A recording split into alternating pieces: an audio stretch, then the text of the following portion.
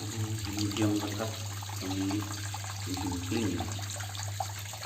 มันก็จะเป็นตอไม้พิมพ์ตอไม้พิมพ์น้ำหนักเบา5 กิโลตัวนี้ก็เป็นน้ำตกเทียมสีจำลอง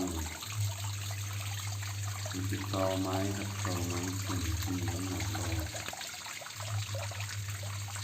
น้ำหนักอยู่ประมาณ5 กิโลสีเยี่ยมสวยครับก็จะเป็นน้ำล้นมีหินกลิ้งอยู่ตรงกลางลายสวยๆครับ